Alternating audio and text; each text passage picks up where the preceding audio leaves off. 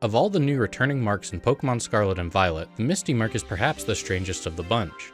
When Sword and Shield introduced marks, it introduced 8 that each corresponded to different weather effects. The Cloudy mark, Rainy mark, Stormy mark, Snowy mark, Blizzard mark, Dry mark, Sandstorm mark, and Misty mark. When Scarlet and Violet first released, however, there were only 6 weather marks available. No matter where you traveled in Paldea, harsh sunlight and foggy weather were completely absent, meaning Dry mark and Misty mark Pokemon could only be found in Sword and Shield, along with other marks tied to Galar-specific mechanics like fishing and curry marks. Fans assumed the Misty mark would remain unobtainable in Generation 9 up until the release of the Teal Mask DLC, where it was discovered that any time the player was considered out of bounds on the edge of Chotakana, the game would switch to foggy weather. And while the player was still out of bounds, Pokemon could still spawn nearby. Since the chance to obtain a weather mark is calculated based on the player's weather and not the Pokemon's, this meant that the Misty mark was now obtainable. So in this video, I'll help teach you the best way to hunt for shiny Misty mark Pokemon. And if you like these guides on how to get the weirder ribbons and marks in the Pokemon series, why not drop a like and maybe subscribe to this channel so you don't miss out.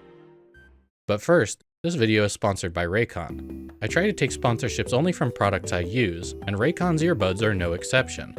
I've had this pair of Raycon Everyday E25 earbuds for over 4 years now, and despite everything they've been through, they still sound great.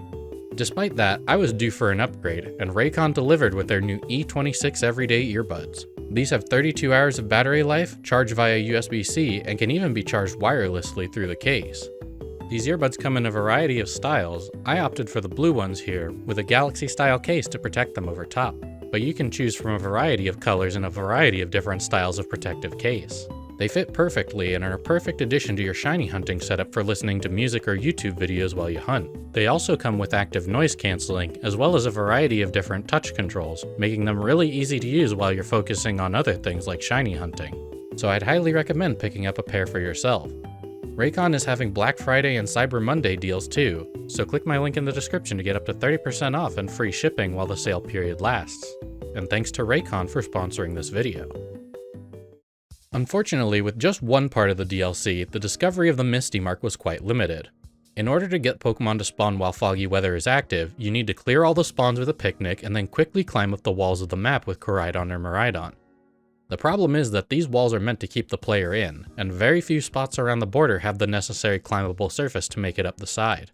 By the time you were up to the ledge, a good number of Pokemon would have already spawned and wouldn't have the chance to get the mark. For a long while, the Misty mark was limited to a few select spots along the Chotakana border, also limiting which species could feasibly get the mark to those that appeared close enough to the walls. Shiny hunting Misty mark Pokemon was possible, but even more luck dependent than it already is. Luckily, that all changed with the introduction of the second DLC, the Indigo Disc. More specifically, after completing the entire storyline and catching Terapagos, Amaris will appear in one of the classrooms and unlock the ability to use Koraidon and Miraidon's flight full-time. This coincidentally solves all the problems with hunting Misty mark Pokemon in Chotakana. No longer do you need to find enough footholds to climb up the ledge when you can simply fly up instead. This also solves the issue of needing to clear the spawns before you reach the right spot. By flying in from a distance high above the area where Pokemon spawn, you can drop down to start spawning them once you've already triggered the foggy weather. With the power of flight, Misty mark hunting is easier than it's ever been. The first step is selecting a target. For the best shiny odds, you'll want to get an outbreak of the Pokemon you're looking for along the border of Chotakana. Not all spots on the wall are created equal, however. Most of the Paradise Barrens is surrounded by extremely high walls, so even if you can fly up on top of them, you'll be out of range to spawn Pokemon on the ground below.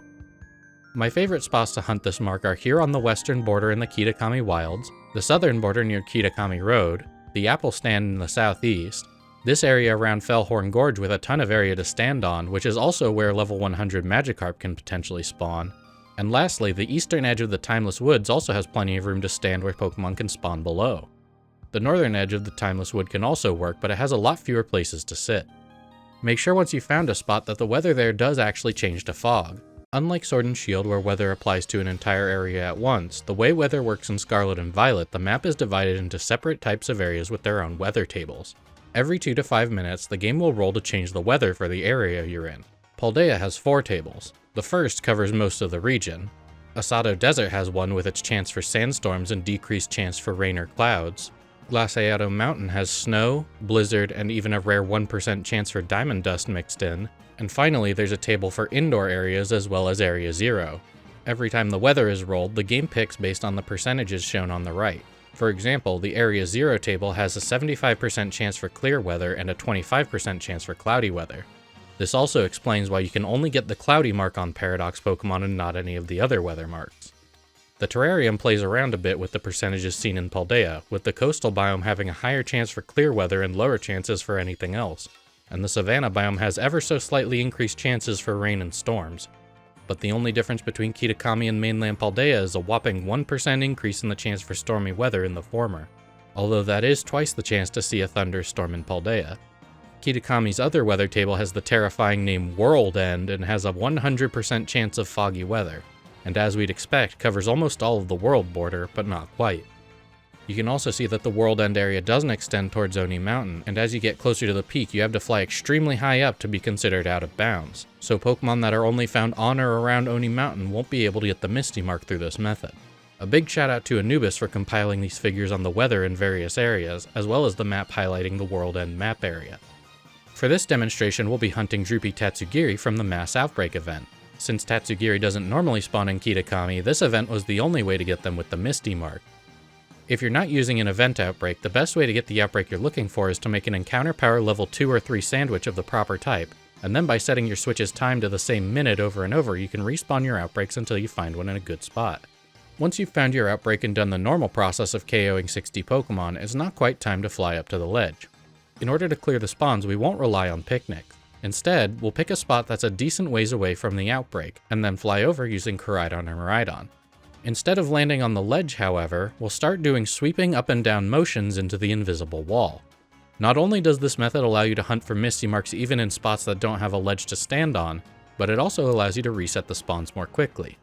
After you're confident that all of the Pokemon have spawned and don't see any shinies, simply stop flying up and down and fly directly into the invisible wall at the same height.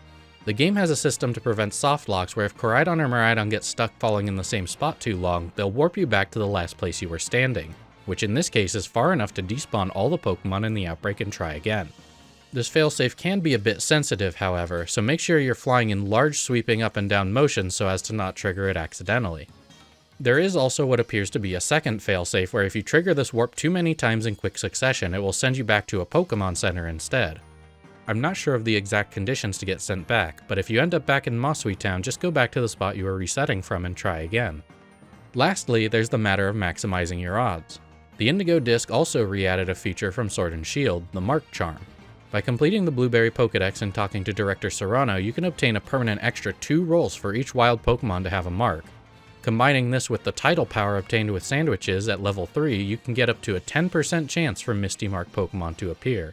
This also means that the border of Kitakami could be very useful if you're trying to maximize the chance of finding marked Pokemon but don't care about what kind of mark you get, as the guarantee to have a weather mark in the pool raises your total chances to about a 35.72% chance with all the boosts. And if you were to hunt on your birthday and add the Destiny mark onto that, your chance of finding a Pokemon with any kind of mark in these conditions actually becomes better than a coin flip at 50.64%. Also, on the topic of specifically hunting for marked Pokemon, I'd be remiss if I didn't mention the League Club computer upgrade you can buy from the Photography Club for 200 BP. This upgrades the UI when you focus on Pokemon you've caught already before, and allows you to see if they have a mark or not before you even catch them. This might not be as useful if you're catching every shiny you see, but for those of you who just want to find a marked Pokemon, this will allow you to skip catching a lot of unmarked ones first. It may take a few tries, but hopefully by implementing these steps, you too can find some really cool Mist Drifter shinies out there in Kitakami. And thanks for watching.